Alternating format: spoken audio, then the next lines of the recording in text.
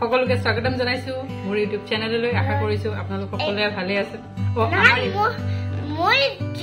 মোৰ আৰু বা দুইজনে হয় ইউটিউব চেনেল এনিটাইম পাহৰি যায় সৰি সৰি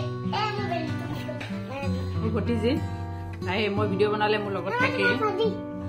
ওকে ভতিজি বুলি ক'ব নিদিয়ে মোৰ ভণ্টি বুলি তাই কয় বাৰু এবাৰ ডিজাইনটো একদম তেনে সহজ যিসকলে নতুনকৈ এমব্ৰইডাৰী কৰিব বিচাৰিছে তেওঁলোকৰ বাবে একদম সহজ ডিজাইন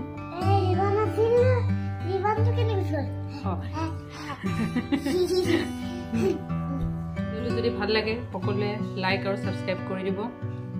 কমেন্ট বক্সত লিখি দিব ভাল হৈছে বুলি সম্পূৰ্ণ চাদৰ মেখেলাযোৰ মই ভিডিঅ'টো শেষত দেখুৱাই দিম আপোনালোকক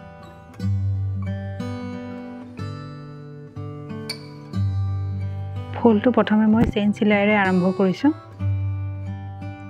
তেনে সহজ চেইন চিলাইটো প্ৰায় সকলোৱে জানে আৰু সূতাডাল মই ইয়াত ডিএমসি সূতা ব্যৱহাৰ কৰিছোঁ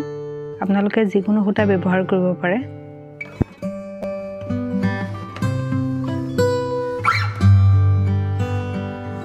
প্ৰথমে ৰিবনটো পৰা ফুলটো ঠিক সোঁ মাজত উলিয়াই ল'ব উলিয়াই অকণমান ওপৰৰ ফালে বেজিটো আকৌ ৰিবনডালৰ সোঁ মাজতে গুজি দিব ৰিবনডাল তললৈ লৈ আনিব দেখিব এটা ফুলৰ পাহৰ দৰে হৈছে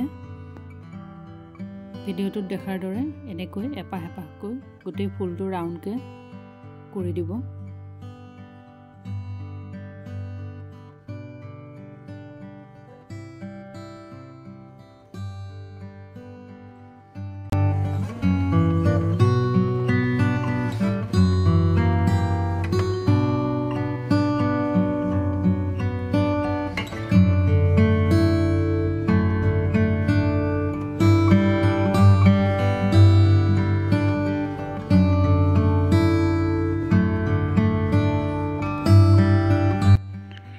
ডিজাইনটো তেনে সহজ পদ্ধতিৰে কৰা যিসকলে নতুনকৈ কৰিম বুলি ভাবিছে তেওঁলোকৰ বাবে এইটো ডিজাইন একদম সহজ পাব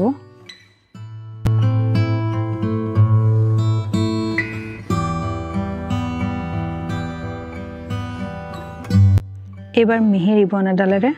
ফুলটোৰ সোঁ মাজৰ পৰা উলিয়াই আনিব আৰু ৰিবনডাল উলিয়াই অনাৰ পিছত বেজিটোত বাওঁ সাইডৰ পৰা পকাই দিব দুবাৰমান পকালেই হ'ব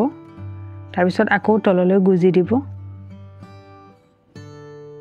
এই পদ্ধতিটো ফ্ৰেঞ্চ নট বুলি কয় মই আগতেও এটা ভিডিঅ'ত দেখুৱাইছোঁ বাৰু এইখিনিতে মন কৰিব ফ্ৰেঞ্চ নট দিবলৈ হ'লে আপোনালোকে মিহি ৰিবনডালেই ব্যৱহাৰ কৰিব বা যদি ৰিবনৰে দিবলৈ অসুবিধা পায় তেন্তে সূতাৰে দিলেও পাৰিব